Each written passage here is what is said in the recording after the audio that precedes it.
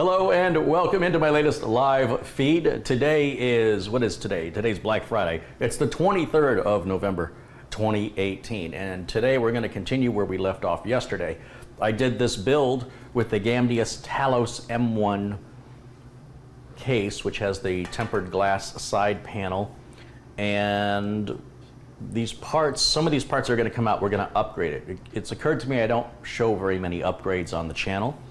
And I thought it was a great excuse to, well, quite frankly, the parts hadn't arrived and I wanted to do a video yesterday, so I used these parts. And then this morning, other parts came in. I'm still waiting on the graphics card. I'm hoping it'll come in while we're live. Otherwise, you know, the show must go on either way. So that's where we're going. So the parts we're going to swap out today, we've got a Western Digital black 6 terabyte mechanical drive. We've got 32 gigs of TridentZ RGB, 3200 speed DDR4 RAM. We've got a Samsung 860 EVO 2 terabyte. Yeah, look at that. Did he say 2 terabyte? He said 2 terabyte.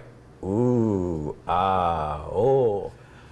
So I think what we're going to do, and I was thinking about this the other day, I always show you guys examples of how Acronis can be used, and there seems to be this hang-up over cloning an M.2 drive to another M.2 drive. Like if you don't have two M.2 slots, how would you do it? And you would still do that with Acronis, but instead of doing a clone, you'd make an image to a third drive. Like you could use a USB flash drive if it's big enough, or you could use an external USB hard drive and just temporarily clone the image and then restore the image after you replace the M.2. So for that, we're going to start there today because I mean, we've got a perfectly good working Windows 10 install, and it's no big deal to reinstall it, but what a great opportunity to show you how to move one M.2 to another M.2. Whether it's NVMe or SATA, doesn't matter. Let me find what I can clone to. I've got something here. Let's see. Yeah, this will work. This is a Patriot Supersonic Magnum 256 gigabyte flash drive. Now clearly this is a new install of Windows 10. It's not going to be anywhere near that. It's probably closer to around 20-25 gigs. I haven't checked it, but I would guess right around there. So even a 32 gig flash drive would benefit us in this scenario, but I'm just going to go overkill on this. Usually these larger flash drives are also faster, and so for the purposes of making this go as quickly as possible, we'll utilize this. All right, so I'm going to start by booting to the Acronis 2019 rescue disk that I created, which I have a video showing you how to do just that. Of course, you have to buy the product. I usually pay about $30. I never install the software. The software does all kinds of amazing things. I don't use any of that. All I do is use this, and I make my backups with this and everything. It fired out of me. All right, let's go ahead and boot to the Acronis flash drive first and foremost, and let me go ahead and you know what, I'm going to leave the other flash drive out of it for right now. We need to run some HDMI cable to the capture card so you guys can see what I'm doing here. All right, here we go. Let's see, HDMI right there. And we got to plug this in. Switch is on. Everything should be ready to rock and roll. So let's move over to the other input. Oh, there I am. All right. Let's see what happens. Oh, I guess I need this keyboard and mouse now, don't I? So we're going to do, is it F12? I don't know. This is an MSI board. I don't know what it is. I'm going to hit F12. No, that didn't work. That's all right. So what we've got to do is we've got to get to the boot order, and we want it to, instead of booting from the M.2, which it just did, we want it to boot from the USB.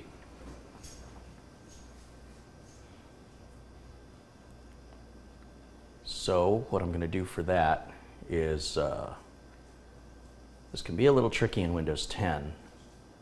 We go to the settings button and we'll go to, let's see, got to remember what it is here. Update and security, troubleshoot.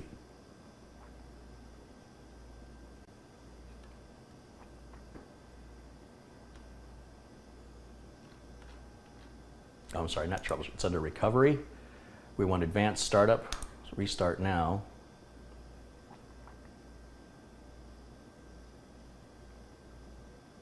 and we want to go to use a USB drive. We'll click that, and we want that first one right there. So that's one way of avoiding going into the BIOS with Windows 10. You tell Windows 10, I want you to restart and boot from my flash drive. I've never shown that before, so it should now boot to Acronis, and it just did. We'll push the number 1 to load Acronis Trimage 64-bit edition.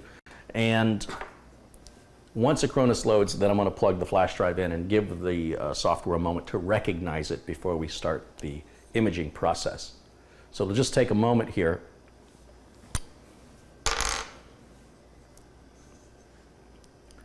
There we have the main screen up, so I'll go ahead and plug this into another USB drive, or USB port rather. We'll go right here. That's a big USB drive. Is it going to fit? Yeah, we got it. All right. So give it just a second.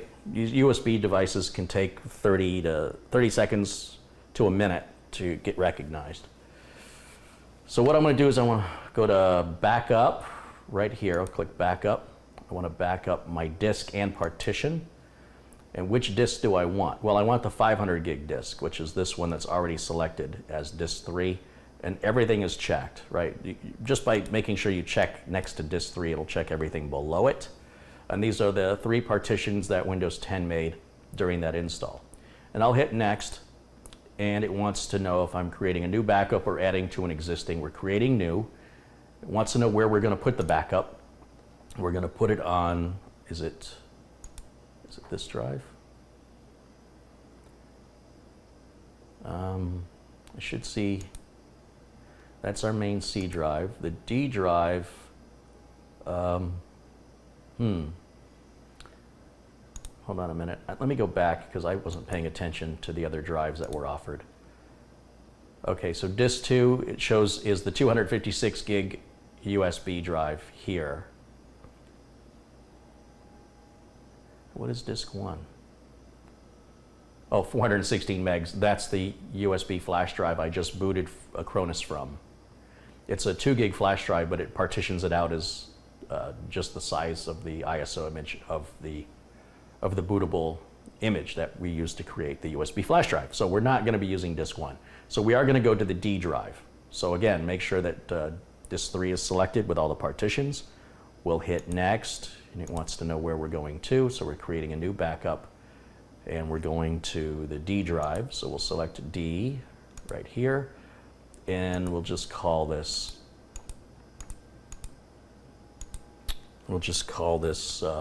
Muse. I don't know who that is. And we'll click OK. Backup method, you can choose to do we're going to do a full backup here, even though incremental in this case would be essentially the same as full. But with full, you can't add to it. It's sort of a locked backup, which is what I want. You can exclude certain folders, file types, directories. We're going to leave all that alone. As for backup options, I always want it to verify or validate the backup. Don't take risks. Always validate your backup. That should be on by default, Acronis. Just saying. And if you want to put any comments, you could put the date and any notes to yourself. I don't need any of that. We'll just hit proceed. And now it shouldn't take too long. It's going to just go ahead and take everything on this hard drive, all the partitions, take a snapshot of the entire hard drive and put it into a single file. And that file will be the size of all the data added up, minus any compression that it gets out of it. And it'll be just a few minutes while we wait for that. And you'll see this in real time. Okay.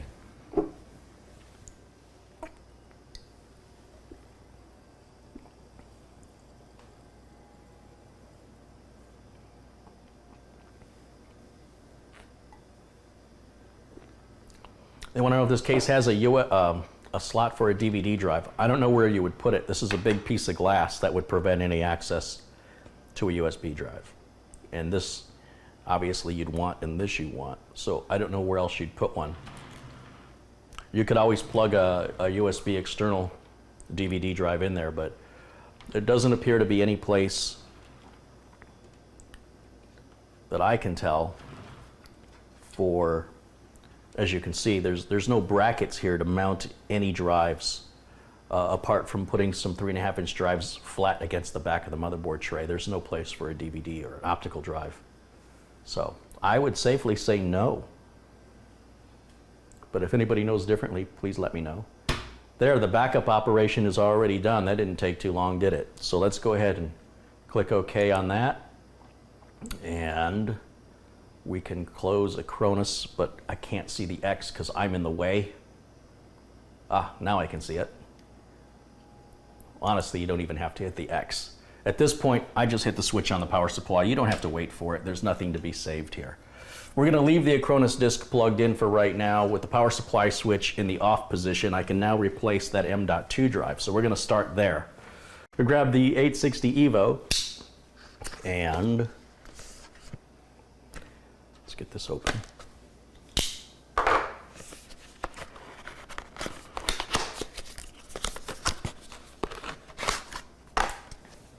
Oh, there it is. And I need a screwdriver. We're going to use just a magnetic #2 Phillips. And we're going to take this USB, I keep calling it USB. We're going to take this M.2 drive out. Power supply is in the off position. You do not want to work on the computer with the computer simply off. In fact, it's best to actually pull the power cable just to be safe. And there's the Eluktro, what is it? Eluktronics Pro X drive that I was using. I'm going to put that back in the package.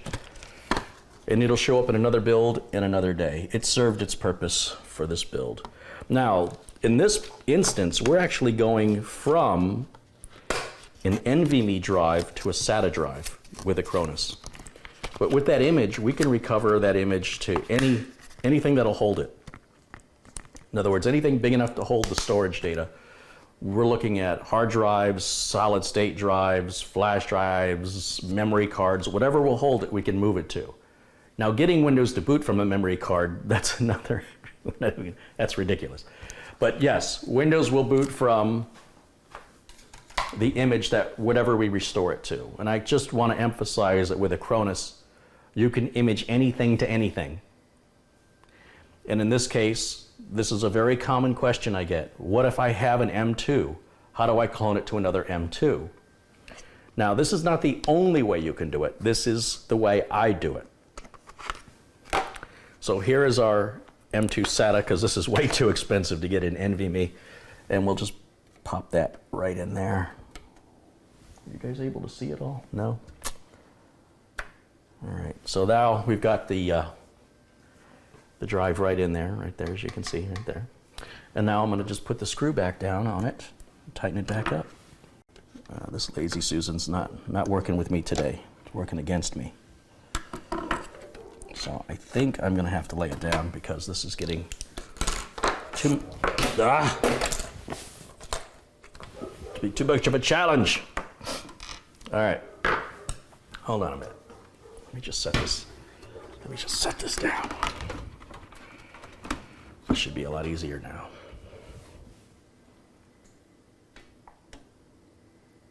There we go. All right. Now, this is the way you should be doing it, is laying the case flat, not the way I show on video. Remember, I have to do things a bit awkwardly for the camera to pick it up, and sometimes even then, it's not clear.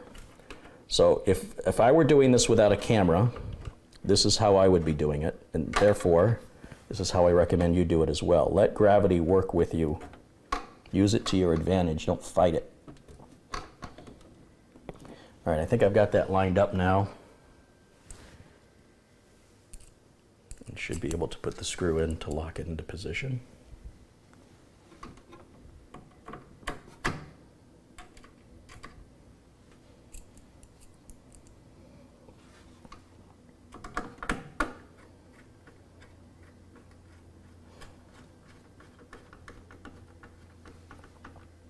There we go. Okay.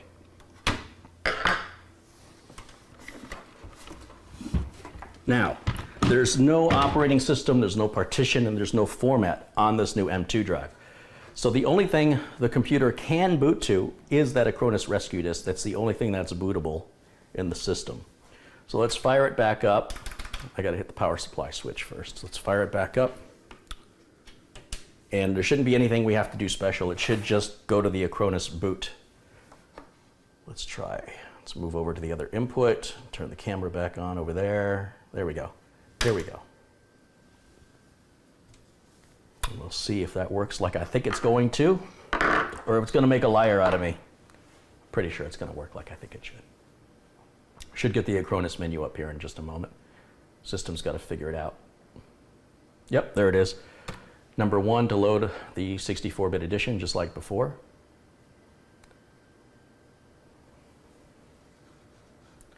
And we'll wait for that to load.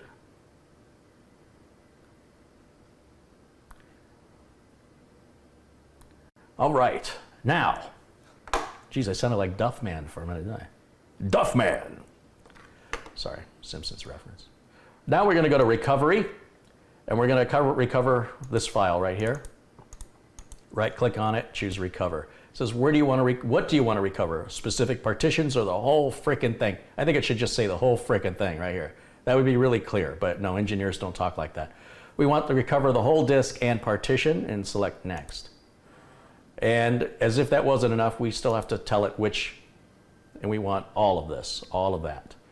Hit next. And it wants to know where we want to recover it to, so it's looking for options right now of where it could possibly go. And remember, it's going to automatically resize these partitions so that the 2 terabyte drive, all 2 terabytes will be available. We were just with a 500 gig NVMe drive, and now we've moved over to a 2 terabyte. That's 2,000 gigabyte SATA-based M.2 drive.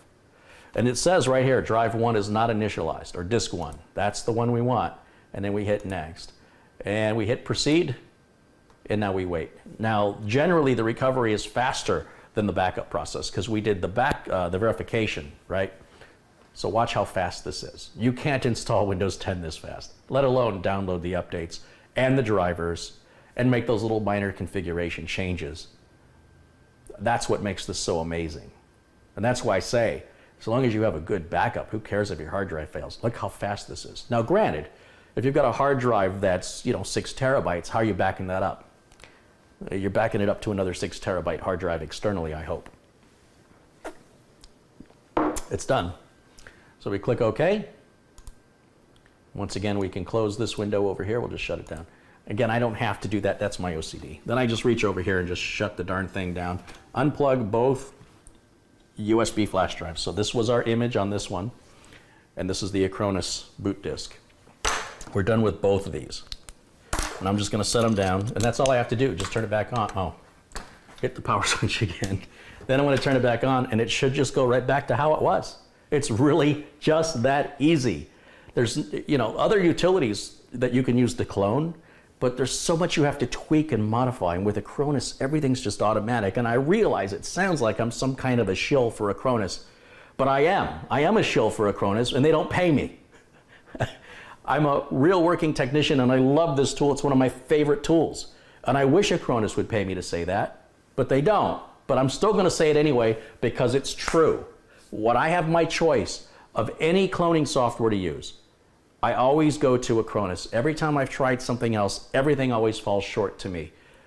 But if you don't know any better, I'm sure those other tools are fine. Anyway, come on, Acronis, sponsor me. Look at that, we're already booted up. It looks exactly like the other drive looked. And we can always put this away as a backup if there was anything important on it. And by the way, this right here will hold about 10 of these backups. If these backups are about 20 gigs apiece, and this is a 256 gig drive, well, you can do the math. You can hold several backups off several computers right up until you reach the capacity of that, which is pretty darn cool. Now, if we go to the, let's see here. If we go to the C drive, we should see that it's fully partitioned to the maximum space. Yeah, look at this. Oh, no, I'm a liar. It did not automatically resize it. Well, that's okay. I've seen Acronis do this when restoring images. If I would have done a clone, it would have resized it. But in doing images, I'm standing corrected here.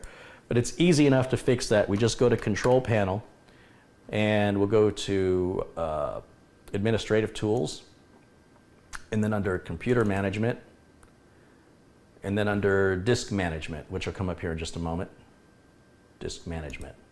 And we're going to see a big area of unpartitioned space.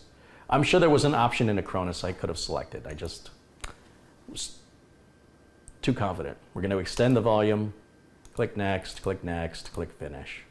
There, now it's done. Sorry about that. Sorry about any confusion in that, but that's how easy it is. You don't have to install any special software. It's all built into Windows. And now, when I go to the C drive, we should see the full capacity of the 2 terabyte drive. But again, on a clone would have done it automatically. And there it is.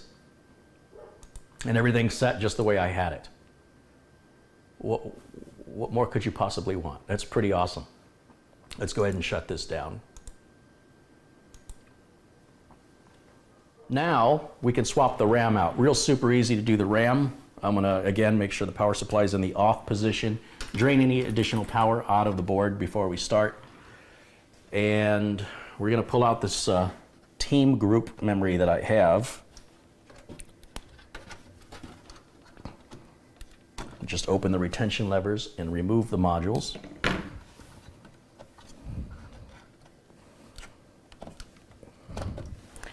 And I saved the box so I can put them back in the box so we can reuse that in another upcoming build.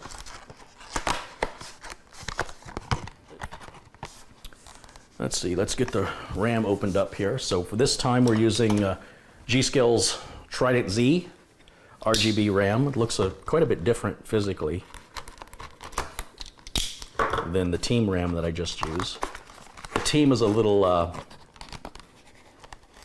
unusual in its design. The Trident memory from G.SKILL is a little more traditional in the sense. These are 2 sticks of 16 for a total of 32.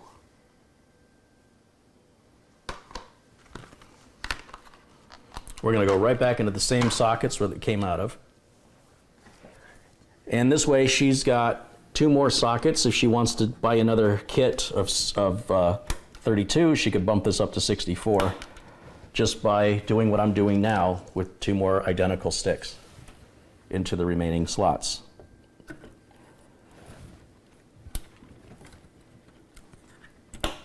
And again, I would do this with the computer facing down, let you work with gravity. Once again, I keep the computer upright in an effort to show you what I'm doing, but it's certainly not the way I would do it if there was no camera on. I want to be clear about that. Now let's make sure that that works. We'll just do 1 upgrade at a time.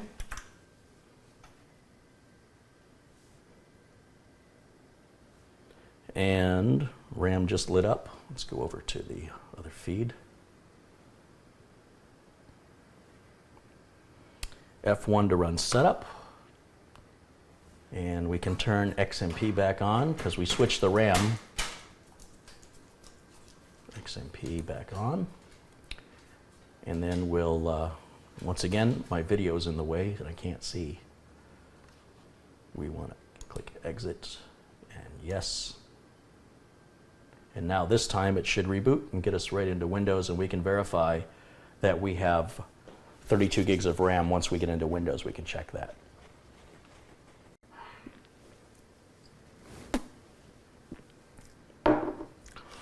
And we have a Go Faster sticker. Gotta have that. Let's install the Samsung Magician software and see if there's any firmware updates available for the drive. So to do that, I'm going to bring up the browser, which in this case is Microsoft Edge. And we're going to go to Samsung.com/Samsung SSD. We go to Tools and Software, and we want the Samsung Magician software right here. Download. And we're going to open this. We don't need to save it.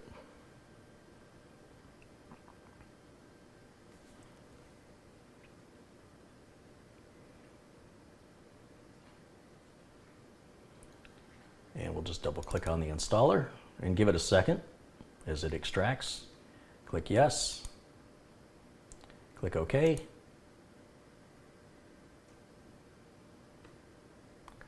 I am not in a GDPR country.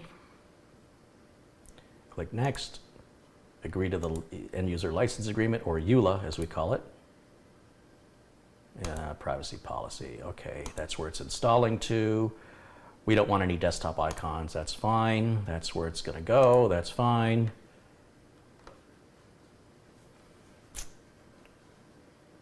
And we're done. So we'll hit finish. We can close this and close the other window. Yeah, hit that X by guessing where it was. That's pretty good, right? Skills, man, skills. You'll see right away it says we have an old firmware version on this M.2 drive. So all we have to do, and this is what I love about the Samsung Magician software, we know that we have an authenticated real Samsung drive. We know that it's in good condition. We know there's 0.0 terabytes written. We can see the total capacity, that AHCI mode is activated, that trim mode is enabled, and we can even turn rapid mode on if we want to, which is nothing more than a cache. But it can appear to make the computer run faster. Depending on how you use the computer, you might just see a difference. And you want to have more than 8 gigs of RAM to turn on rapid mode. But let's get back to updating the firmware. Watch how easy it is to update the firmware on a Samsung drive. Check system compatibility for the optimal SSD performance. Okay, new version of firmware is available. Your computer will be shut down after updating firmware in 20 seconds. Please save all your work before updating firmware. Do you want to continue? Obviously, if you were in the middle of reading an email, or if you had Outlook or Word or Excel open or QuickBooks, any applications, you want to close them. You want everything closed. You can let your antivirus run, that's fine. We'll click yes, and now be patient, because much like a BIOS update, it's important the computer doesn't lose power. It happened that quickly. It already downloaded and flashed the drive that fast. And we can manually hit the shutdown button, or if we wait 20 seconds, which we're now down to 8 seconds, it's going to do it on its own. So we're going to let it just do it on its own, since I'm so talkative today and every day. We've run out the 20-second clock anyway. It's doing a proper shutdown, and now that it's completely off, I can turn it back on. It's entirely possible that when Windows comes back on, that it says, oh, I see you have a new hard drive. When you change the firmware, it's not uncommon for Windows to think you actually changed the drive. They used to have all these disclaimers about backing up your data before doing a firmware update, but you should always have a backup anyway. Not when you just expect it to be possible to lose data. It's possible to lose data at any moment, at any time, for any reason that you can't possibly imagine until it happens. And for that reason, we always want backups at all times. So there's our firmware update completed. We can go down here and we should see the Samsung Magician software preload. It's on a delayed start. There it is, just came up. And we'll bring that up.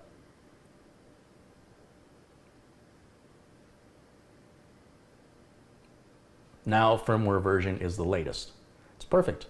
If we want to do like performance benchmarks, we can go in here and we can click run performance benchmark and hit start, and we can see what our read and writes are. Because we're SATA, we're probably not going to see more than about 550 megabytes per second on the reads and the writes. And I've got to tell you, I've got a regular SATA-based SSD in my desktop in my office in the back room. I can't see any difference in actual, sitting down and using the computer between that and a much faster NVMe drive. The OS loads very, very quickly. My applications, Outlook, Word, Google Chrome, all that opens in lickety-split, just it's there. So the added performance of NVMe doesn't really make lickety-split that much faster, not noticeable to me anyway. So depending on how you use your computer, it may not make sense for you to buy the NVMe drive for twice the cost, especially if you're coming from a mechanical drive, because you're going to see such an incredible performance difference that you don't know the difference anyway between SATA SSD and NVMe SSD. And even if you do know the difference, you're primarily going to, at least in my world, see it on a benchmark, not so much in real world use. But again, that does vary on how you use the machine. All right, let's see how we're doing on our performance benchmark here. There's our numbers, 547 on the read, 491 on the write, random IOPs, IOPS. Yeah, there we go. It's fast. Trust me, it's fast. I know you see these numbers and you go, well, NVMe is so much faster. But I'm telling you, did you see how fast the system booted? You saw it, right?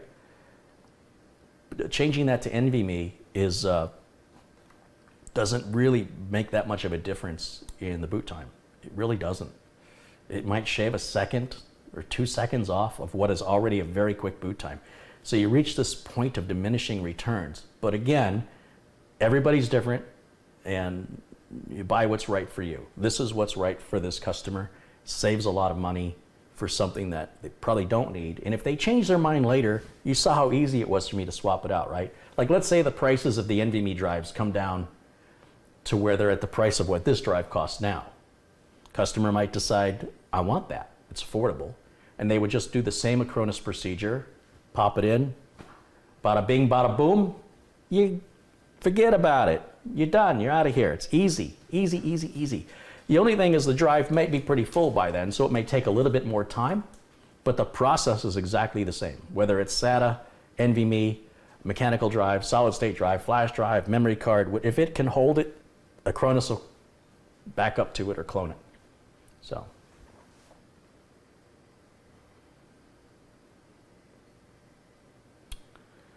All right. So we're good there. Now, let me show you what happens if we turn on rapid mode, just to give you an idea. We talk about caching. So what rapid mode is going to do is it's going to cache frequently used files. So if we go back to the main menu up here, which is under, where was it? Let's get that out of here. Let's turn rapid mode on.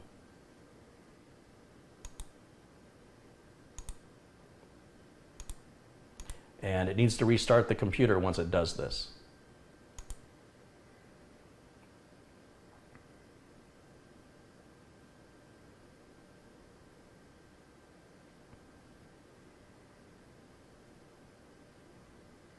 There we go, we're gonna restart. Then we're gonna do that performance test again, and you're gonna see some outrageous numbers. Now, if you don't understand what a cache is, you'll say, those numbers are fake. They're not fake.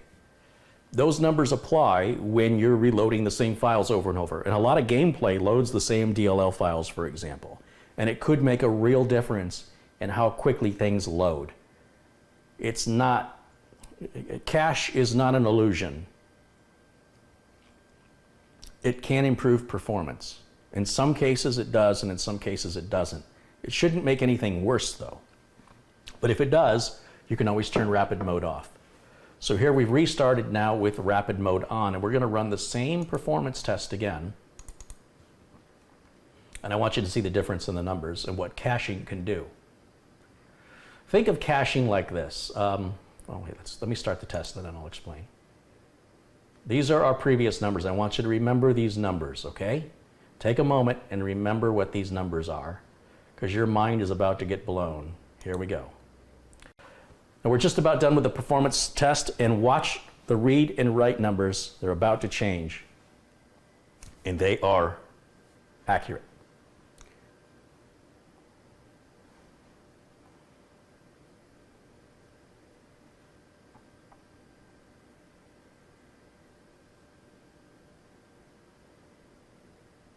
Bingo. Now look at our read and writes and our IOPs. Look at this. It's entirely different. So under certain circumstances, this is what your read and write speeds can be with cache enabled. Without cache enabled, you'll never see these kind of speeds. So anyway, I hope that clears up any confusion about cache and how cache works. And we can move on now with the rest of the build. Oh, I want to make sure we see all 32 gigs of RAM. So let's just go into the control panel and we'll go to System, and let's make sure. Yeah, 32 gigs right there. I haven't activated this copy of Windows yet because I knew I was going to be changing some hardware and I don't want to have to go through another reactivation. All right, now with that done, let's go ahead and shut this back down.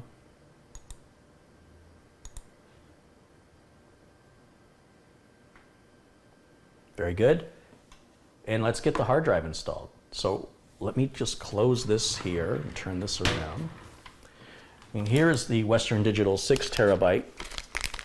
It's the performance drive, the Western Digital Black.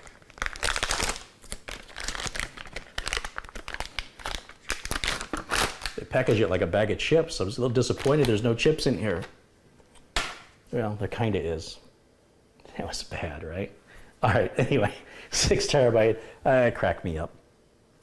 All right, and let's get the drive tray. Remember, I took the drive tray out to have room to reach into the power supply. So I better make sure I've got all the cables I'm gonna need right now on the back of this power supply. And it looks like I'm gonna need a SATA cable plugged in here to power the hard drive, and that's the last cable I will need. So we'll go to the bag of modular power supply cables that came with our power supply. Oh, we're also going to need to power the graphics card when it arrives, so we'll need to pull a graphics power cord, which is these red ones, and plug that in. I'm glad I remembered that. And yeah.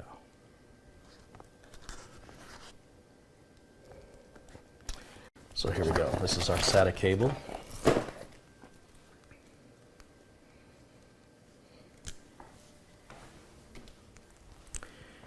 And this is always a fun thing to do when you have a power supply shroud and you have to work around anything that's installed down in here to find the right plug-in, which in this case is, oh, it's perfect. It's right here at the end. Couldn't ask for it to be in a better position. That's why I always start towards the inside and work my way out, because as you add cables, it gets harder and harder to get deeper in there. And then we'll go ahead and hook up the power for the video card right now, because like I said, when I put this hard drive tray in, it's going to restrict how much room I have between my hand and the back of the power supply. So it's easier to get at it now. So this end here, that says, well, this end says PCIe, that's going to go to the back of the power supply, and then these two that are close together, those go to the video card.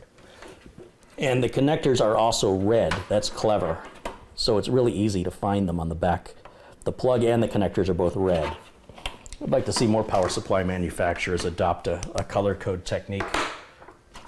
I guess some people don't like the different colors because it messes with their color scheme of their case, the aesthetics of the case. But if you've got a shroud, it's hiding it all anyway, of course, except where it plugs into the graphics card. This may be unsightly to some people.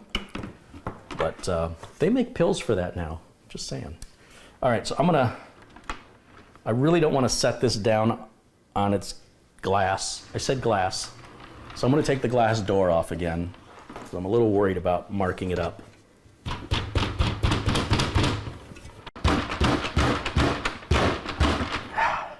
There it goes, finally.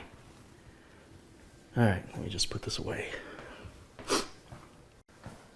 Whew. All right, now to put the drive tray in, it looks like there's 2 locations for the drive tray to go. Let's lay this down. This is the way I wanted it initially, because I've got to get to these holes here on the bottom of the case for the drive tray.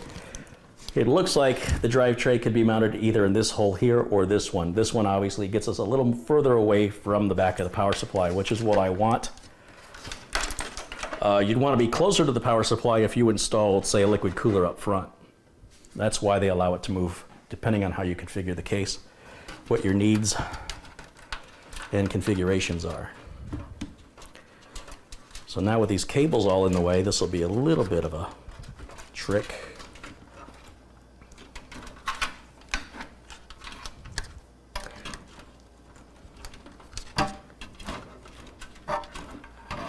So I don't want to trap any of the cables.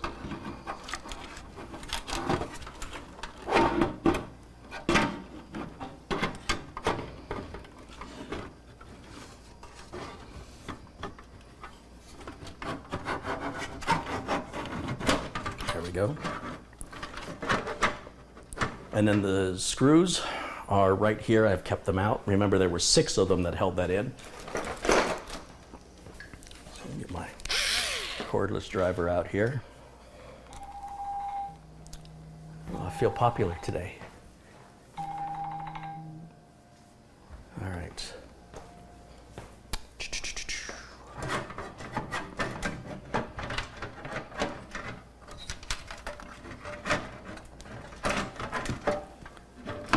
Where is it?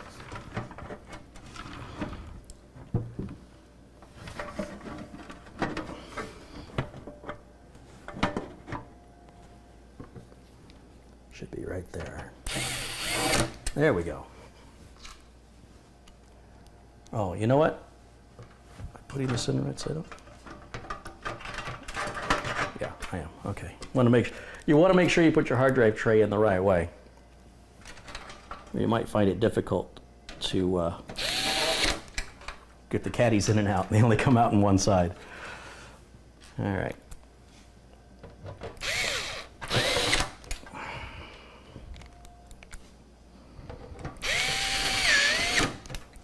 Two more.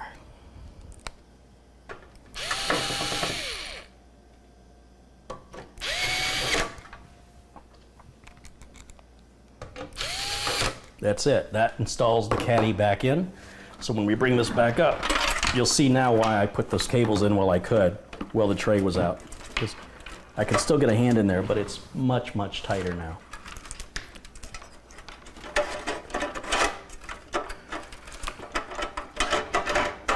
Okay, people. All right, here we go. Back to installing a hard drive. We can put the hard drive either in the top or the bottom tray. There's no right or wrong answer. I think for cable management purposes, wait, let me look at it again. I'm gonna put it on the top tray. Yeah, I think the air is gonna, I think the cooling's gonna be better there. So we're gonna just set the drive in the tray.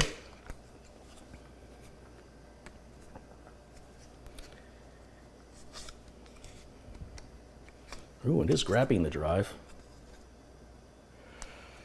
So I said it was toolless, but I'm sorry, I complained it wasn't toolless yesterday,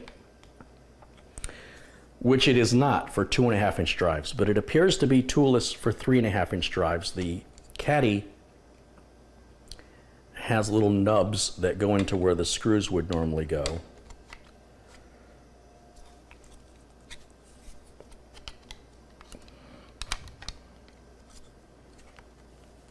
And you have to sort of bend the caddy a bit to get those nubs into the mounting holes.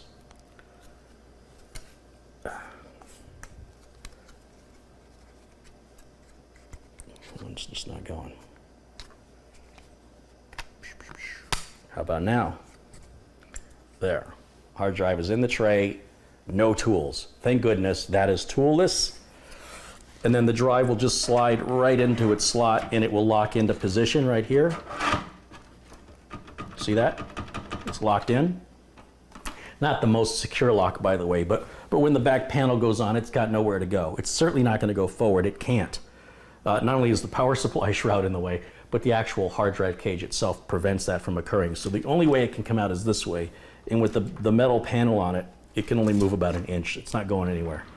I would feel better if I had a screw to secure that drive. I'm not sure if they, no, there's no way because the power supply shroud is in the way. So that's the drive installation, and now we can grab a SATA power cable, which is one of those cables I just plugged in right here, and give it some power. I'll just use the end connector just to keep it simple for right now. And then in the motherboard box, yeah, see that? See, by wiggling it, it's already come out. There, it's in now. In the motherboard box, I've got the SATA cables, so let me grab one of those now.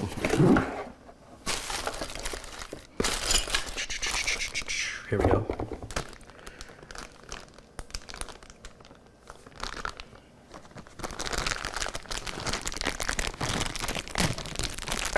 Look at it, it's like Christmas in here. There is a right-angled connector. There's one of these SATA cables that has a single right-angled connector. And those are really useful if you're going to be up against the side of a case and you don't want the connector jutting out and potentially hitting it. The downside is that it comes out the wrong way. We need it to immediately go up, but that's okay. I just wish they would design it with the cable facing up. And now we can, yeah, see, it's already, it just keeps coming out of there. I wish it would secure better than that. Anyway, let's go right up through here, and we're going to plug it in to our SATA ports, which are located right here. These are our 6 SATA ports. we're probably using, I have no doubt, we're using a SATA port here on the SATA M2, which is going to use one of the ports. I don't know which one. It states in the manual. So what I'm going to do is I'm going to take an educated guess, which is just another word for saying guess. I'm trying to read the board to see if it states which SATA port is which. Doesn't tell me, but here's one way we can find out. It honestly doesn't matter which port you plug it into as long as it's not the one in use here. So I'm going to guess it's the bottom one on the top. So did that make sense? The bottom one on the top. There's two connectors, two connectors, two connectors. One towards the motherboard tray and one on top of it.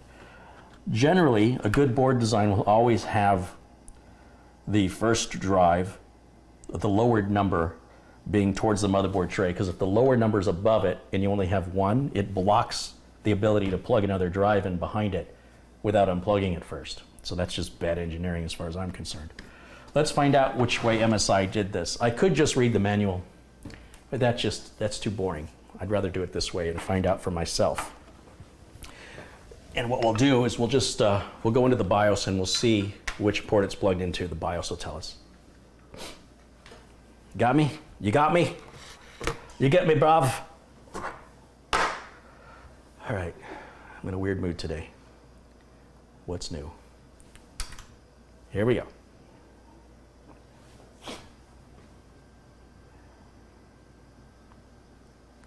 Delete, delete, delete, delete, delete, delete. I got it. Yeah, I got it. Storage. It says we are in M2 slot 1. Ports 5 and 6 are not available, and nothing is present.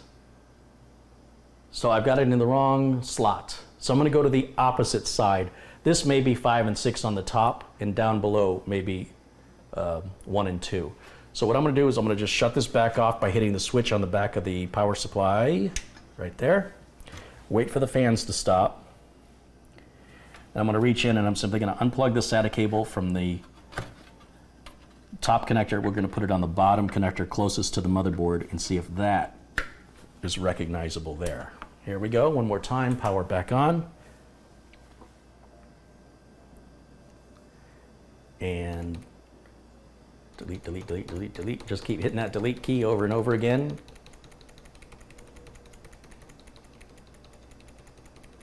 Come on. All right, go back down to storage. There, that is correct. That is the slot we wanted it in, is the very bottom right down here. Let me see if I can get you a little close-up of that. So here is what the deal was. If we look closely at the motherboard, these are our 6 SATA connectors. 5 and 6 are currently disabled. I was plugged into the top one, which on Asus and Gigabyte are usually 0 and 1, and instead it's down here. But that's how I found. I could have read the book. I could have read the book. Or I could have done it that way. And let's face it, I'd rather do than read, unless I'm reading a novel. Reading an instruction manual just isn't the page turner you think you would hope it would be. Wonder how this is going to end. All right. So with that done, let me reset the computer. Do we even have a reset on here? I wonder where the reset button is. I don't know. I'll just turn it off. And we're going to turn it back on so we can partition and format that drive. I'm going to show you how to partition and format a brand new hard drive. Remember, this is not a used hard drive. This is a brand new hard drive. So we're powering back on right now. We should see that on the screen here in just a moment. Here we go. It's going to boot into Windows, and we're going to go into the drive management part of Windows to create a partition and then format that partition. I believe you should only have one partition. The operating system can create as many as it wants, but when you're adding drives, the reason we used to partition in the 90s was pretty complex, and it involved cluster size and slack space. That doesn't apply anymore. Having partitions isn't any different than having folders, except that partitions limit your space. When you hit a wall, you'll have to repartition the drive again.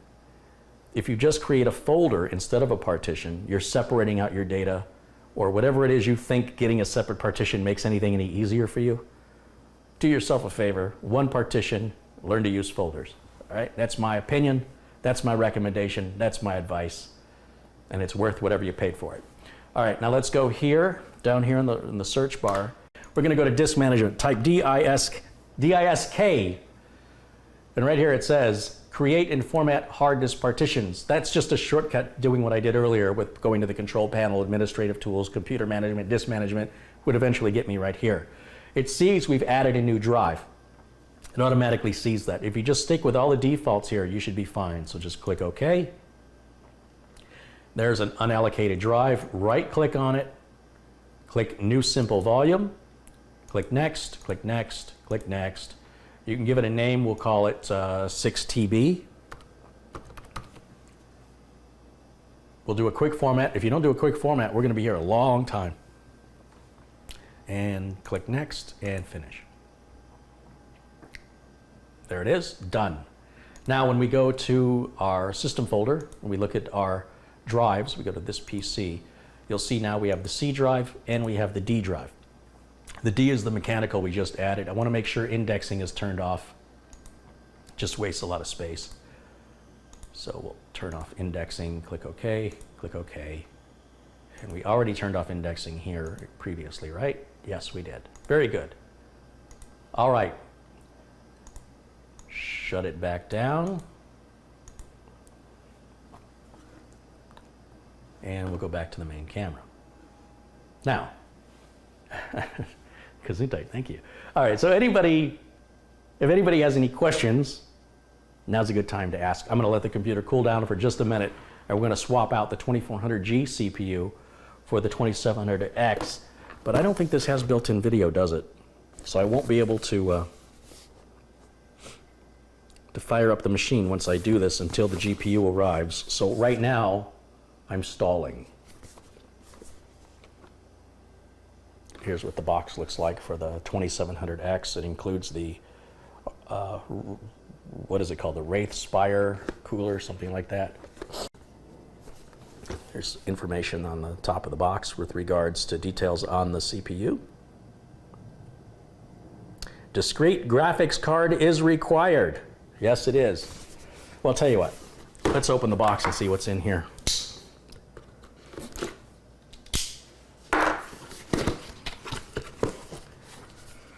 Looks just like the other box, doesn't it? There's our chip and Go Faster sticker.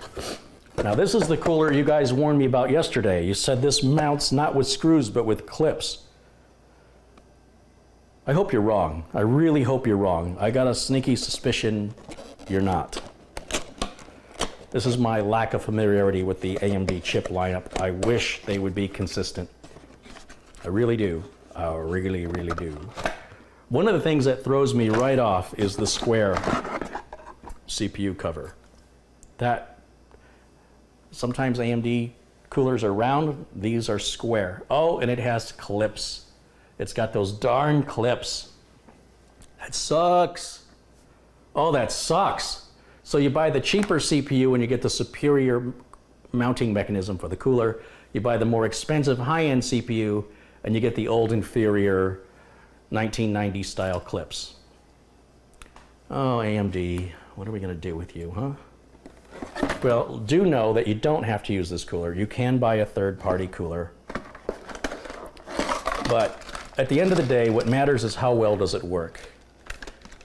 We've got thermal compound on the bottom of that, which we want to keep protected by leaving the cover on. And this is an RGB cable that connects to the motherboard so you can control the RGB lighting through the motherboard software. And then there's a USB cable where apparently you can also control the RGB lighting through some software, apparently. And then they're going to plug in here on the sides. All right. So at this point, I'm sort of at a... This all happened much faster than I thought it was going to happen, if I'm honest. I was really hoping that through this process, my doorbell would ring and I'd have a GPU. Whenever the GPU arrives, it's now ready to be installed. It's going to go right there, and we've already got the cable run for it. In fact, we can go ahead and run the cable up through there right now, just because we can. It's something to do.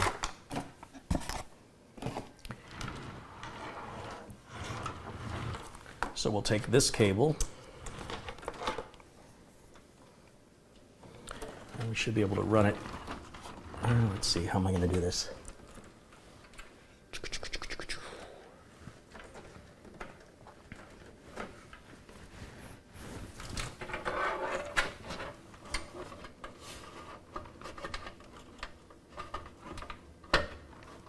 What I'm trying to do is feed the cable up through this slot right here.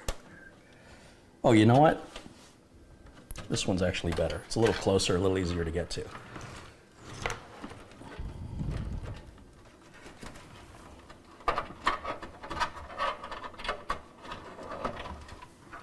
So I'm going to bring it up right through here.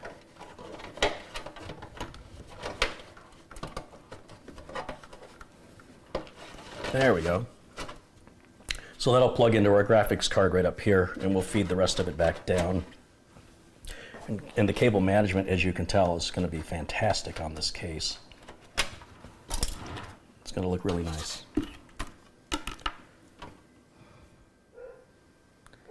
I'm hearing a lot of noise outside. Let me just check and see.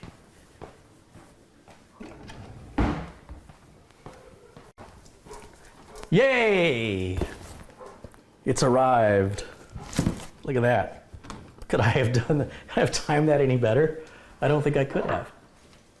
Let's get it open.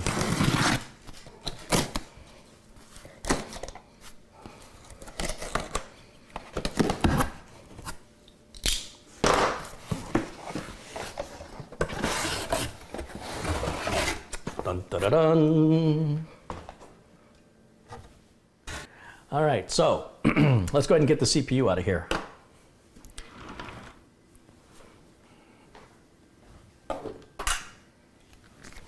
We'll unplug it, and let's disconnect all power. I don't want to do yourself a favor and unplug all power. You don't want any surprises.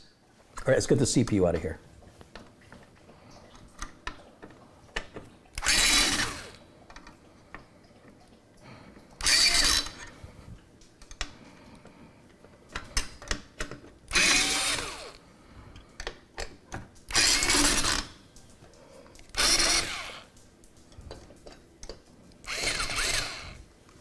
An electric screwdriver is not the best tool for this purpose, but I'm trying to be quick.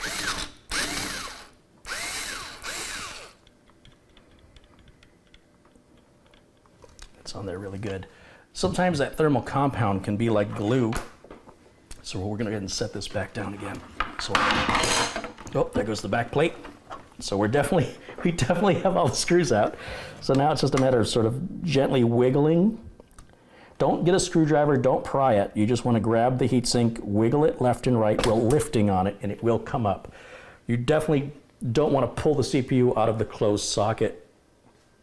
And in this case, the thermal compound looks adequate. Remember the last time I pulled one of these off, I thought that the thermal compound was a bit thin. And here it looks a lot better. It's still, in my opinion, it's still a little bit thin, but it seems better than it was. Let me give you a close-up on that and show you what that looks like. I think that these AMD stock fans need more thermal compound. I can see through that, but it's better than the last one was. I'd like to see so much on there that you can't read through it. Now I understand some of it's come off onto the bottom of the cooler. I get that, and there's plenty there. So I think it's pretty good, but it could have been a little more. Wouldn't have hurt anything to have a little bit more. So let me wipe that off and get it clean. And for that, I'm just going to grab a paper towel just to get the bulk of it off.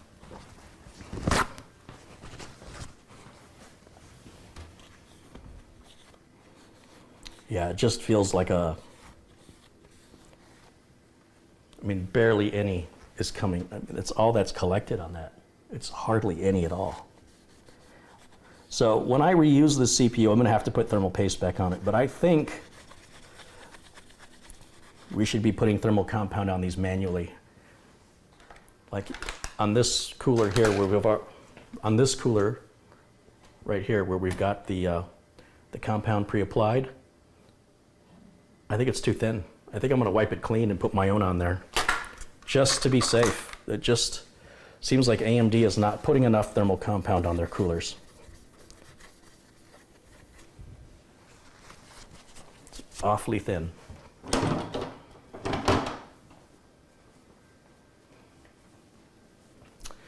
All right, now we can open this up. Now, once again, I would do this laying down. I've got the case right side up so you can see what I'm doing. We're gonna just go ahead and pull that up and it'll kind of click. I wanna hold on to this so it doesn't fall out. There it goes, you heard it click. And we wanna be careful not to bend any of the pins on that CPU. So there's our CPU.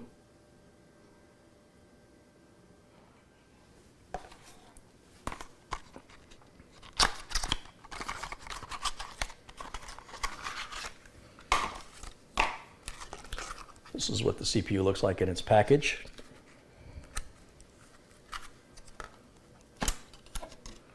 Get this opened up.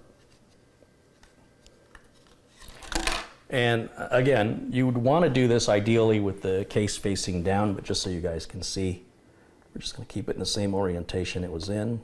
Don't force it in the socket.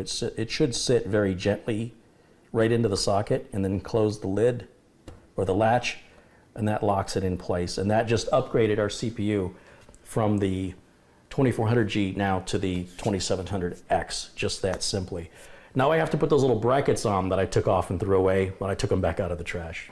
The can was empty, so it was fine, it's no big deal.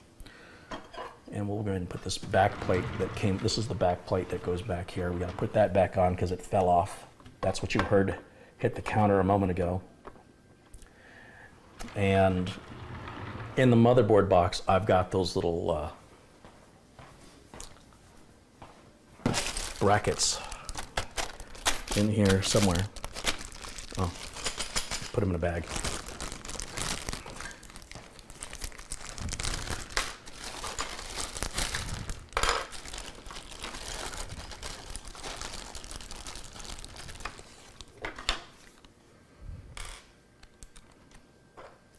This does require a third hand, by the way. This is a difficult thing to do with one person because you've got to hold the back plate in. Make sure you put the right clip on the right side. Yeah, see, that's not going to stay. Okay, maybe I can do it like this. Let's see if this will work. No, the back plate's coming out. All right, just one more lovely side effect of working with AMD is this darn back plate.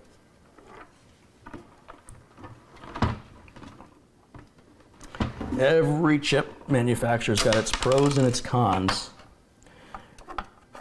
and I'm quick to point out the cons on this chip because it's all new to me. I've never had. I always take these brackets off. I never put them on. I've never had to put them back on. And I can't believe AMD is still using these kind of brackets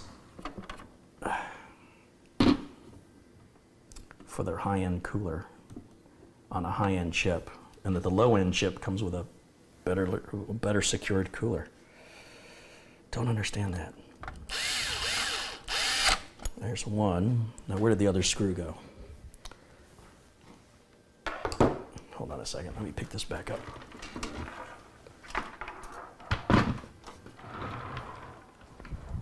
Oh, there it is.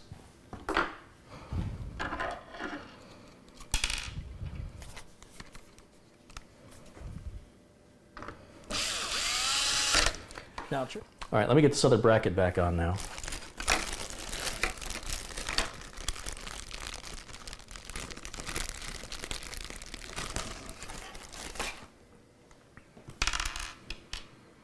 This one should hold the bracket in place now that I have two screws in. That should save me a little effort there.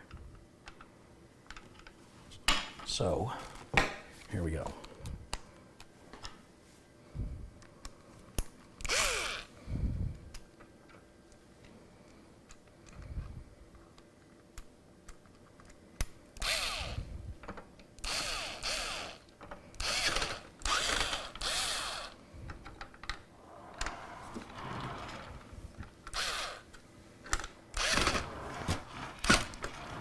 one's in, one more screw.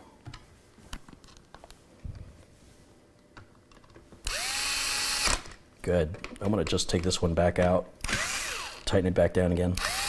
Perfect. All right, so our brackets are back in, as you can see. We can zoom in on that. You guys can get a better look at what's going on right there. These are the two brackets I just put on that one and that one. You always want to put them on with those little clips facing out. I just hope those things don't get brittle and break off as they have in past designs. These look a little different. They look better, but they're still plastic. We'll find out over time. Now, this is a completely clean surface. I've been avoiding touching it. I want to keep the surface free of any contamination from dirt, oils from your skin, etc. So that's fine. But now this, on the other hand, the cooler, which we can go back now. We're going to wipe the rest of this stuff off the cooler, this compound. Like I said, I find it to be inadequate. So we're going to apply our own compound here. Don't mix compounds. I know there was a video where a guy from a otherwise reputable source gave false information on that. And a very modicum amount of research would have verified not to do that. So clearly the person was lazy.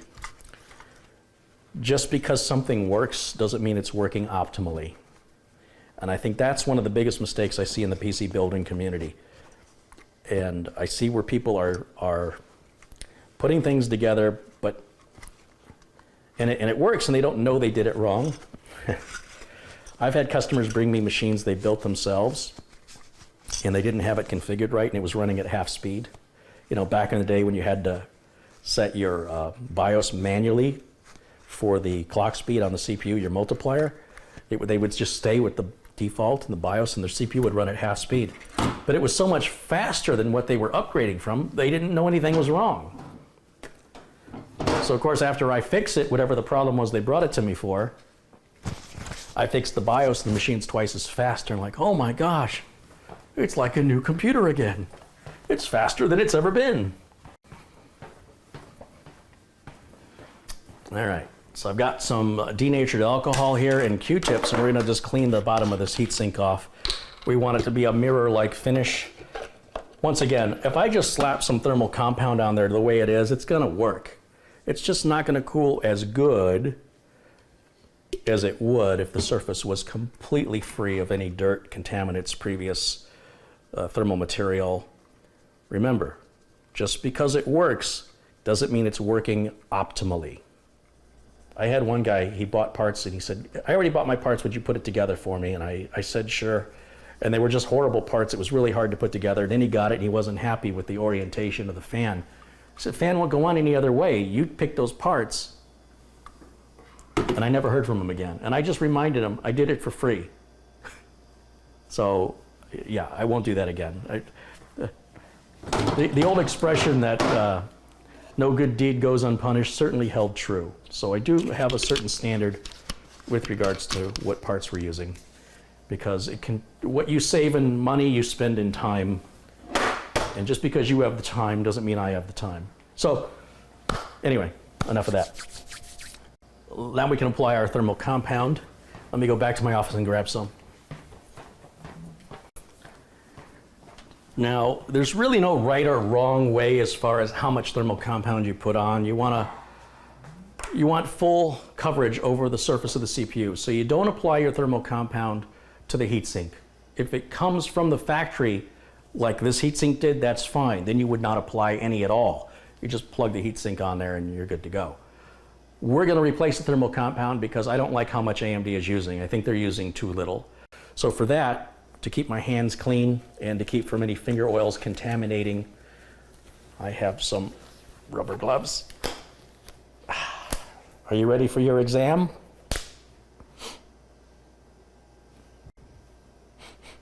Yeah, it's clean. All right. Oh, that's so much better. That should be more than enough right there. Let's see. Oh, that's what it's supposed to do. That's what a world of difference. Much better. Much, much better.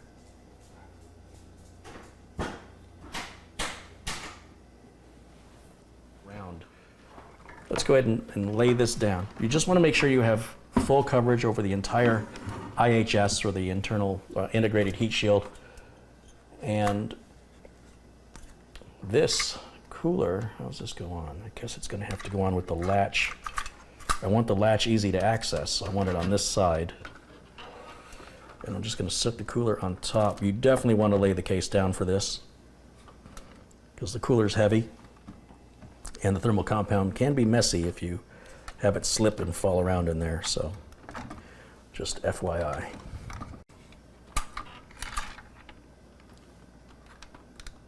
In fact, all the connectors up here are at the top, which are going to be really hard for me to see. I think I better put those cables on right now.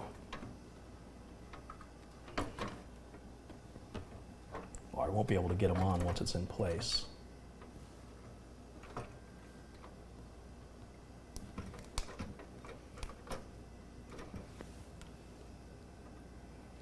So that's our RGB cable there. Oh, it doesn't go there.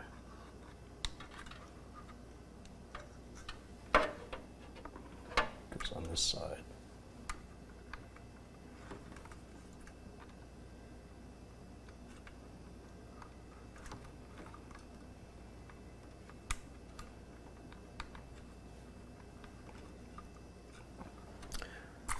What I'm trying to do is there's little connectors up here on the top of this heatsink, and I'm trying to get these cables on now rather than later. It's very difficult to see. Time for some glasses.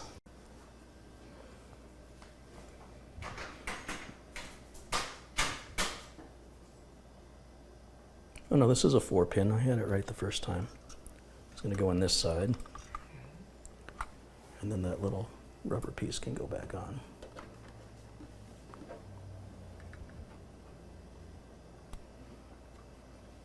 And then the USB cable.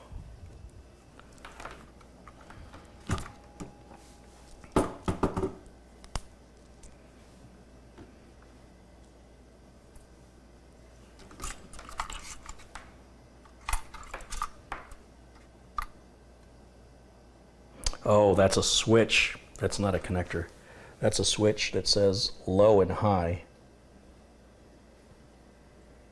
Interesting. So I do have to take this other cover off that I just put back on.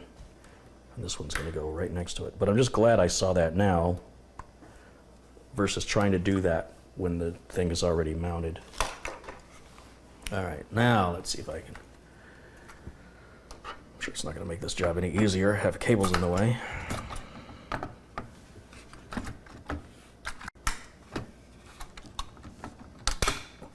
All right, there's one side.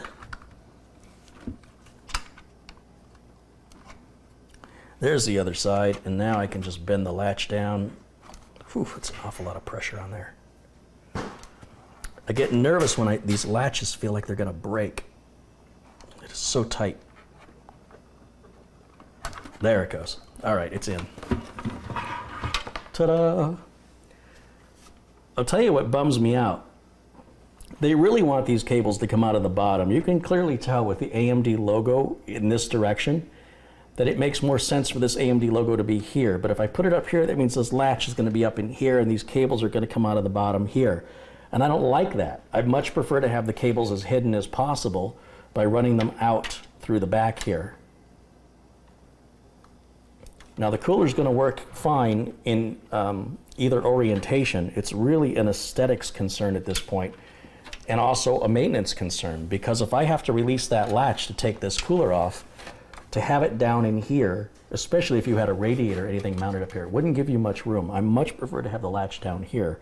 Bearing in mind we're going to have a graphics card here, which doesn't give us much room down here either.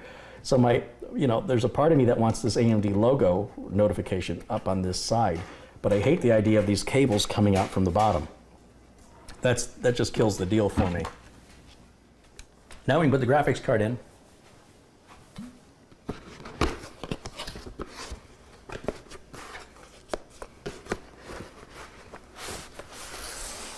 I'll just set this right there. Now, one of the ways you know this computer is going to go faster is you have these stickers, and they show it going faster. So if you put these stickers on, it goes faster. In fact, anything you put these stickers on make it go faster. Hence, these are go faster stickers. And let's see, we got some adapter cables for people who are too cheap to buy the right power supply but have $1,000 to spend on a graphics card. I'll never understand that. I don't know what NVIDIA's thinking sometimes. And that's all there is there. So I'm going to put that right over there. Okay, brand new.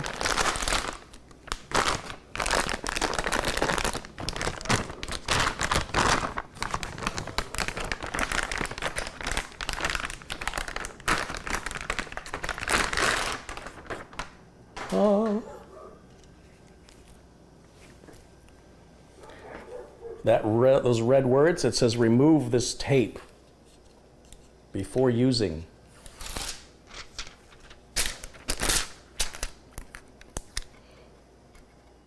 Ta-da! All right.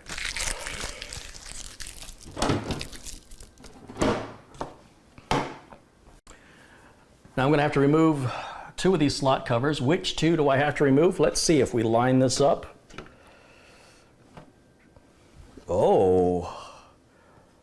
Oh, I don't like that one bit. I did not catch this. When you buy a cheap computer case, the slot covers are pieces of metal you have to break off. That is disappointing on a case of this level that they did that. That means if you don't have spare slot covers and you take out the wrong ones, you're going to have an opening here that you'll have to go on to Amazon or something and find some spare ones. That's bogus. There's one. Yeah, that is the sign of a cheap case. If you have to break these off, you bought a cheap case. Oh, well, I guess that explains what those other screws were for then, huh? Usually the screws are already in there holding the slot covers. I did not notice that. Shame on me. But that explains what those hex head screws were for. I was wondering why there were so many. Now I get it. It's all starting to make sense. Oh, we got the PC speaker. We could throw that on. We don't need it, but we'll just put it on there. Gamdias included it. Motherboards don't use PC speakers anymore. I mean, they've got the connector for them, but... Gamdias. All right. Make sure the slot is in the open position.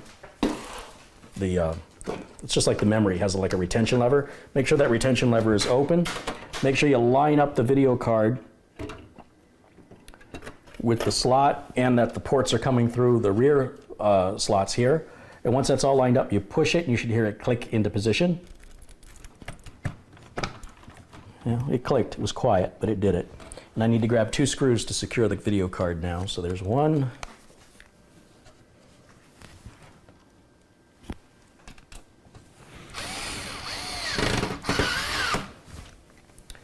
And here's number two.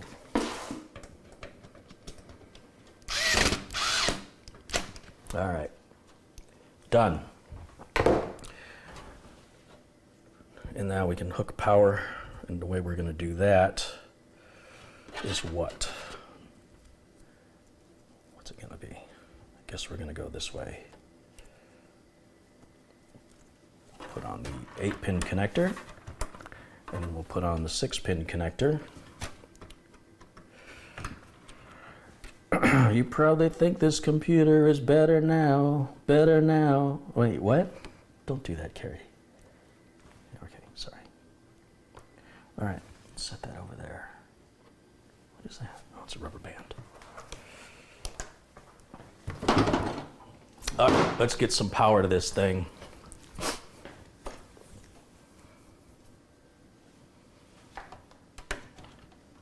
Okay, we've got power.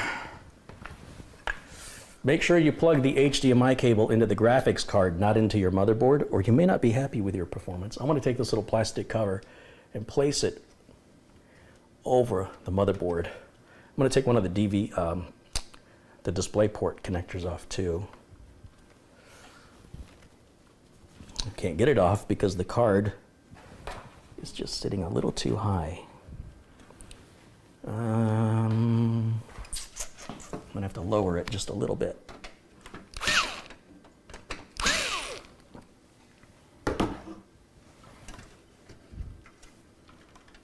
That's better.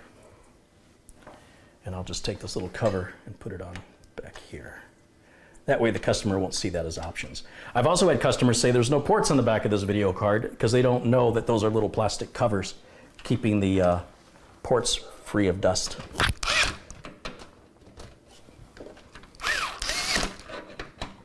I like to back these off a little bit and then tighten them to make sure they're at the right torque setting. Again, it doesn't matter, it's just an OCD thing. All right, let's make sure that these antennas are upright. Very good. We're ready now. We are absolutely ready to test fire this bad boy and see what happens. This is what we do, we call the smoke test. You see, computers, they run on smoke, and if you let the smoke out, well, they won't run anymore. All right, here we go. We're gonna go to this mode. We're gonna turn this on. Oh, wait. I did not plug the CPU fan in. Wait a minute. How does the CPU plug in? Oh. You see, in my haste, I did not plug the CPU fan in. Let me correct that.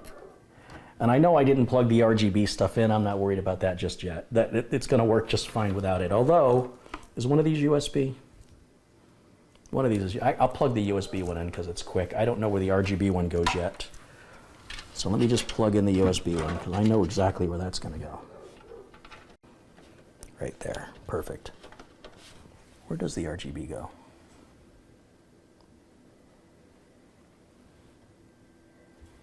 CPU fan goes over here. Plugged it in the wrong place. It's way up here. It helps if you plug your CPU fan into the proper header. That's another example where if you plug it into the wrong place, it'll still work. But you might get notifications from your BIOS that no fan is being detected. And that can be a little bit frustrating to figure out where that's coming from. I see a 4-pin RGB connector. Is that this same connector here?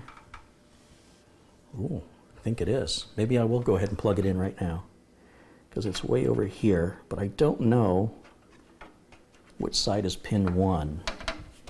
Looks like it can go on either way. And you'd think by now they would have not done this anymore. There's an arrow indicating to the left. So I'm going to assume that that is short for pin 1. Yeah, we'll plug it in. We'll see what happens. There we go. All right. All right. Fire it up again. Let's see if our CPU fan turns this time. Oh, that's a big difference.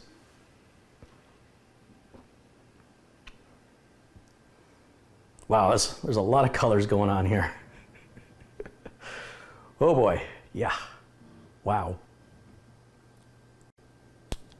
Yeah, we should have seen something by now. I'm gonna, oh. Hey, I didn't plug the video cable in because I'm an idiot. Let me plug the video cable in, how about that? The thing about HDMI is if you plug the HDMI in after the system boots, it may not detect it. So we have to shut off the machine and turn it back on again. This time it should detect that we have a monitor plugged into the HDMI port and activate it with the signal to go through. Always check the easy things first, ladies and gentlemen. Sometimes in our rush, we forget simple little things. I am as guilty of that as anybody, and it often happens from overconfidence. So being nervous is good. That's why I'm jealous of first-time builders. You're much more careful of the process than an experienced builder. Yeah, now I need a Coke. Not yet. Not just yet. We're getting close, though.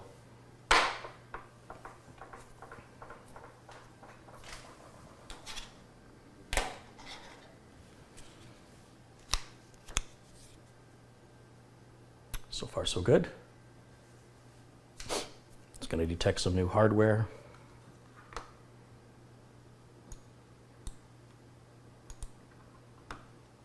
Let's restart again.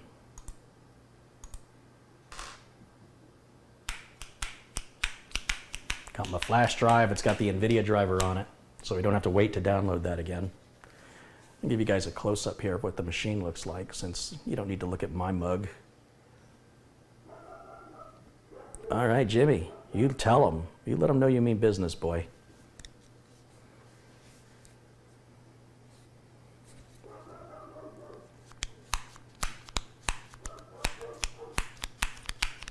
A free unicorn with every purchase.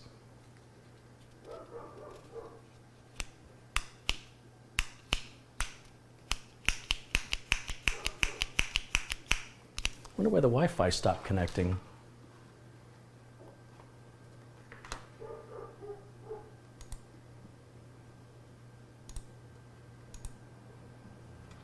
Forgot it.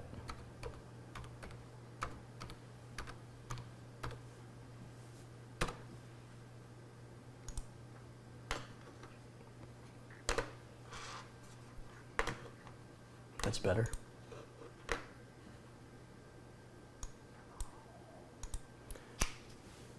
Make sure these USB ports on the front work.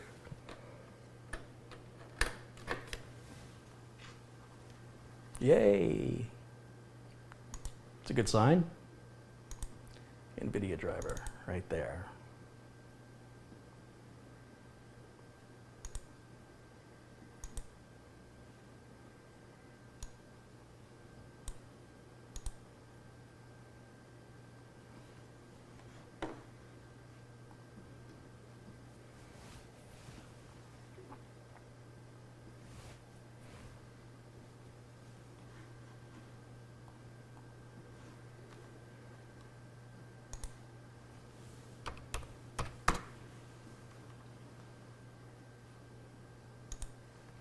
See the CPU, AMD RYZEN 7 2700X, 3.7 gigahertz, 32 gigs of RAM. Everything's looking really good, just like it should.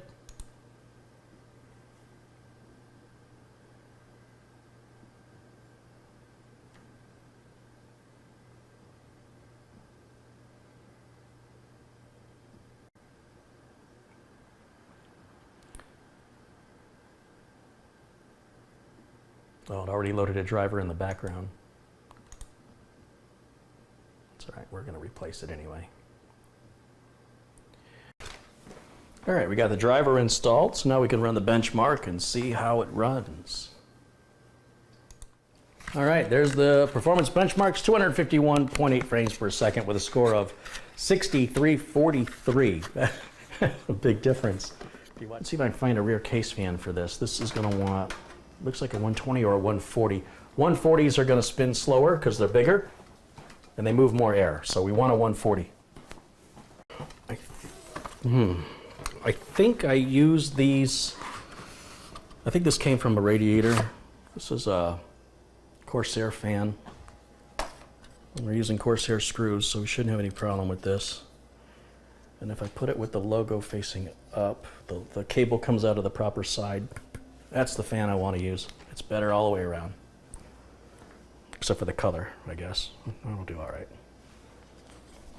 It'll be all right.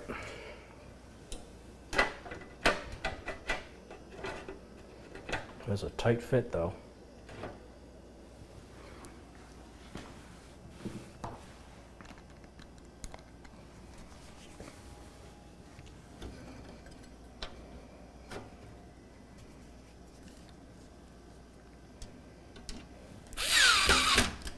Yay!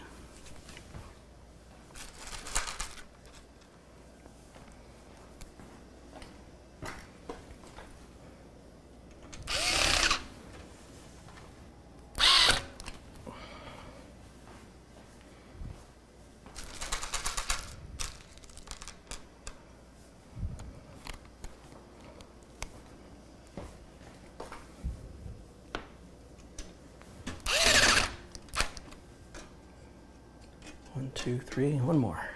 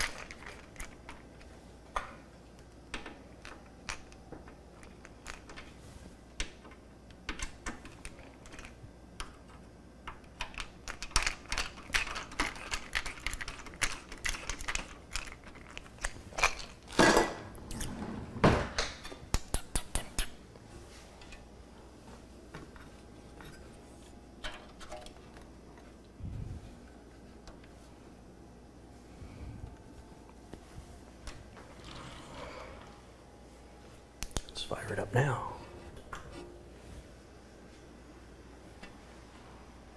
I guess in a perfect world, you could get a matching fan here. If you wanted to, you could put a third one at the top. I think there's enough room for one more fan up there and get the same fan to go back there.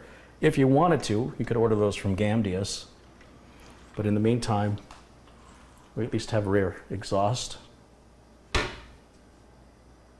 Nice and cool coming out of there. Everything looks good.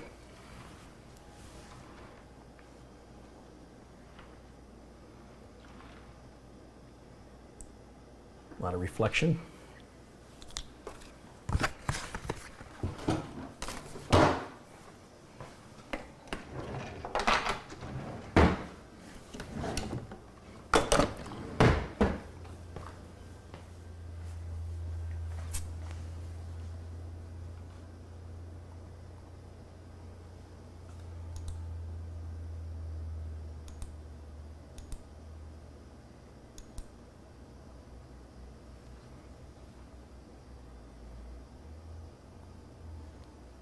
It should shut off here in just a second. Perfect. Now, all I have to do is the cable management, which is kind of messy here on the other side, and throw the back panel on. And I'm not going to film that because it's all pretty basic. It's going to look just like this when it's done. Exactly as you see it here. This is how the cable management's going to look. From this side of the case, it's really not going to change much. I may try and do something a little bit more with these, but really, there's not much to do here. There's really nothing to tie there either. It's, well, maybe I can get a little bit of a tie on that. Maybe. It'll be tight.